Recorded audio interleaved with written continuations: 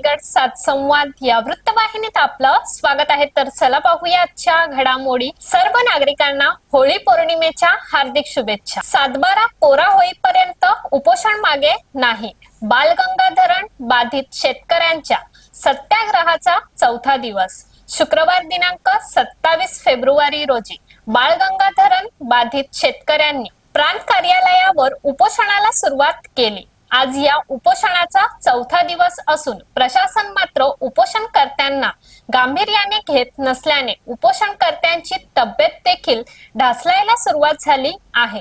2009 मध्ये धरणाच्या कामाची निविदा 353 कोटी निघाली। त्यानंतर तिची किंमत वाढून 1970 कोटींवर गेली। यामध्ये 9 महसूल गावे आणि 13 वाड्या बाधित होणार होत्या। एकूण 3443 कुटुंबियांचा पुनर्वसन करणे गरजेचे होते। मात्र धरणाचे काम 80% झाले असून शेतकऱ्यांचा पुनर्वसन वाऱ्यावर सोडला आहे। बालगंगा धरण म्हणजे भ्रष्टाचाराचा जिवंत उदाहरण असून यामध्ये मोठ्या प्रमाणात भ्रष्टाचार झाला आहे। त्यामध्ये FA कन्स्ट्रक्शनचे 5 भागीदार व जलसंपदा विभागाचे 6 अधिकारी यांच्या विरुद्ध आर्थिक गैरव्यवहाराप्रकरणी गुन्हे नोंद झाले। मात्र बळीराजा वाऱ्यावरच सुटला। आज 17 वर्ष उलटून देखील शेतकऱ्यांच्या पुनर्वसनाबाबत शासनाकडे ठोस उपाययोजना नसल्याने भूसंपादन कायदा 2013 चा कलम 101 च्या तरतुदीनुसार बाळगंगा धरण प्रकल्प बाधित शेतकऱ्यांचे सातबारे कोरे करावे अशी मागणी घेऊन संदीप पाटील, वासुदेव पाटील, मधुकर हादगे, भरत कदम व शरद जाधव हे 5 जण उपोषणाला बसले असून उपोषणाचे 4 दिवस उलटून गेले आहेत। चौथ्या दिवशी उपोषणकर्ते संदीप पाटील, विकी कदम यांनी गरजा रायगड सात संवादशी संवाद साधला। आज उपोषणाचा चौथा दिवस। गेली 4 दिवस बालगंगा धरण बाधित शेतकरी आपल्या न्याय हक्कासाठी इथं लढत आहेत। अनेक नेते मंडळी येतात, भेटी देतात, फोटो काढतात, निघून जातात। कुणाला त्याचं तालतंत्र राहिलं नाही। साधारणतः विचार केला तर 2009 ला या धरणाचं कामाला सुरुवात झाली आणि आतापर्यंत 3 सरकार बदलली। या धरणाची एक कहाणीच वेगळी आहे, कारण हा पूर्ण धरण भ्रष्टाचाराच्या ह्याच्यामध्ये वाळूमध्ये रुतलेला धरण आहे। साधारणतः विचार केला तर ह्या धरणाच्या सुरुवातीचा विचार केला तर 9 महसूल गावे आणि 13 वाड्या अशा सर्व विस्थापित होणार होता आणि त्यांचं पुनर्वसन करणं गरजेचं होतं।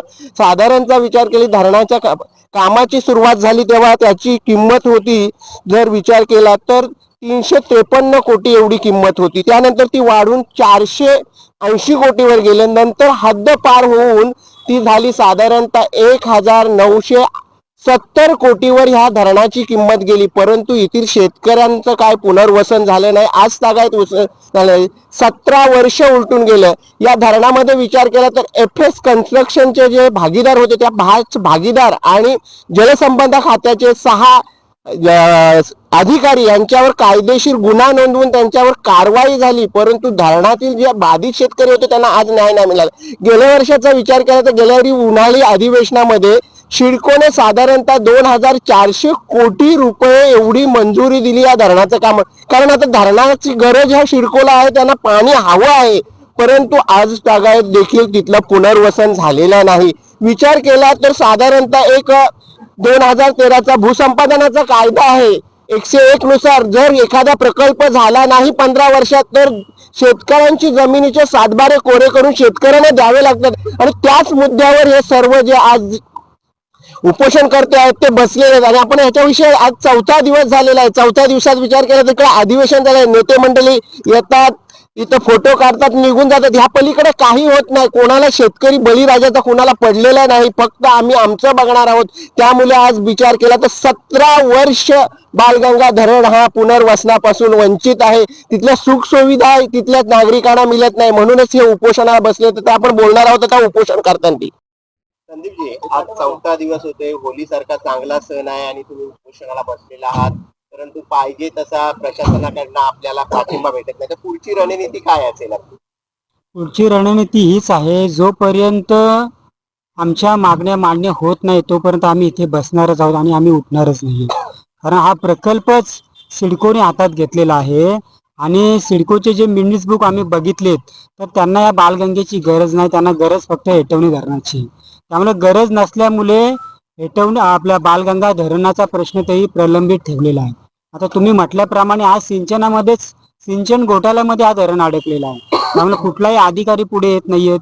केंद्र शासनाच्या वन विभागाच्या ज्या ह्या आहेत क्लिअरन्स याला झालेल्या नाहीयेत. वन हक्काचे दावे प्रलंबित आहेत. सिंचन घोटाळा आहे. सामाजिक आर्थिक सुनवाई झालेल्या नाहीयेत. लोकांनी जे दावे प्रलंबित दिलेले आहेत त्यांच्या सुनवाई झालेल्या नाहीत. आणि एकूण विचार केल्यानंतर आपल्याला आणि त्यांचे सगळे रिपोर्ट पाहिल्यानंतर यांचं काम ठप्प आहे आणि पूर्णतः बेकायदेशीरपणे हा धरण उभा केलेला आहे. तर आधी पुनर्वसन मग धरण असं असताना देखील सुद्धा आधी धरण बांधले आणि नंतर पुनर्वसन गोष्ट. त्यामुळे हा धरण पूर्ण बेकायदेशीर आहे आणि म्हणून आमची मागणी आहे की 17 वर्ष झाले आमच्या जमिनी घेऊन, त्यामुळे हा धरण रद्द करावं आणि भूमी संपादनाचा जो नवीन कायदा आहे 2013 नुसार त्याच्या 101 कलमानुसार आमच्या जमिनी आम्हाला परत द्याव्या, या मागणीसाठीच आम्ही इथे बसलेलो आहोत. साधारणतः विचार केला तर 3,343 कुटुंब तिथं बाधित आहेत. त्यापैकी अशा काही कुटुंबांची सोय वगैरे झालेली आहे का? आतापर्यंत त्यांचं काहीच झालेलं नाहीये, कारण स्वतः प्रांत इथे आलेले होते. त्यांना आम्ही विचारलं काय सध्या स्टेटस काय आहे, स्टेटस काही नाहीये, फक्त भूलभुलैया सुरू आहे, कागदी घोडे चालू आहेत, परंतु प्रत्यक्षात कोणतंही काम झालेलं नाही. गेल्या 16 वर्षापासून हा आंदोलनाचा वसा ह्या शेतकऱ्यांना आम्ही घेतलेलाच आहे. 2010 पासून या धरणाची सुरुवात झालेली आहे, तेव्हापासून तर आज तागायत 2026 उजाडलेला आहे. परंतु धरणाचं जेव्हापासून काम झालंय तेव्हापासून आज तागायत कोणतीच अशी प्रोसेस सरकारने या ठिकाणी केलेली नाही. सरकारचं हे धोरण होतं की आधी पुनर्वसन मग धरण, परंतु 80% धरणाचं काम झालेलं, परंतु पुनर्वसनाला आजपर्यंत सरकारने कोणती अशी आश्वासनं व सरकारने अशी कोणती ठोस पावले या ठिकाणी उचलली नाहीत. म्हणून हा सर्व शेतकऱ्यांना करणारा सर्वात मोठा अन्याय आहे. आणि जो 2013ला जो भूमी अधिग्रहण कायदा आहे त्या कायद्याच्या प्रोसेसवर त्या बेसिसवर सरकारने आमची जमीन हस्तांतर करायला पाहिजे होती. परंतु 1894चा कायदा जो कोलॅप्स झालेला आहे त्या कायद्याच्या बेसिसवर सरकारने आमची खऱ्या अर्थाने ही फसवणूक केलेली आहे. ज्यावेळी आम्ही कोर्टामध्ये हायकोर्टमध्ये गेलो, हायकोर्टमध्ये गेल्यानंतर काही प्रकल्पग्रस्त आम्ही शेतकरी हायकोर्टमध्ये गेल्यानंतर हायकोर्टने असं सांगितलं की ह्या शेतकऱ्यांना न्याय मिळाला पाहिजे, तर 2013च्या भूमी अधिग्रहण कायद्यानुसार त्यांना न्याय मिळाला पाहिजे. परंतु तुम्ही ज्यावेळी आमची जमीन संपादन केली त्यावेळी तुम्ही आम्हाला 1894चा कायदा लावून त्या आमच्या जमिनी संपादित केल्या. हा खऱ्या अर्थाने 70% शेतकऱ्यांनी ज्यांनी पैसे घेतले त्यांच्यावर अन्याय आहे. आणि म्हणून चितले समिती आहे, ते चितले समितीने असं सांगितले की ह्या पाण्याची गरज नाही, ती पाण्याची नवी मुंबईला गरज आहे, ती तिसरी नवी मुंबई या ठिकाणी होणार आहे. त्यासाठी 2031ला त्यांची पाण्याची गरज आहे. मग तुम्ही आमची जमीन 2010ला का संपादित केली, हा खऱ्या अर्थाने शेतकऱ्यांना प्रश्न आहे. आणि म्हणून इथले सर्व शेतकरी जोपर्यंत आमचा 7/12 कोरा होत नाही, कारण आज धरण होऊन 16 वर्ष पूर्ण झालेली आहेत, आज तागायत कोणतीच अशी प्रोसेस पुनर्वसनाची केलेली नाही. आणि पुनर्वसन जर तुम्ही आमचं करत नसाल तर आमचा 7/12 आमच्या नावे परत द्या, तो कोरा करा आणि प्रकल्पग्रस्ताचा शिक्का आमच्या 7/12वरून हटून मूल मालकाला ती जमीन त्याची परत द्या. ह्या मागणीसाठी उपोषण करते आम्ही सर्व या ठिकाणी बसलेलो आहोत. आणि माझी शासनाला विनंती आहे की एवढे निगरगट्टे तुम्ही बनवू नका. हा जनसमुदाय जर रस्त्यावर उतरला तर तुम्हाला ते सोसणं कठीण होऊन जाईल, एवढंच या ठिकाणी सांगतो. तर अशाच अनेक ताज्या घडामोडी पाहण्यासाठी गरजा रायगड 7 संवाद या वृत्तवाहिनीला सबस्क्राईब करून बेल आयकॉन वरती क्लिक करा. धन्यवाद.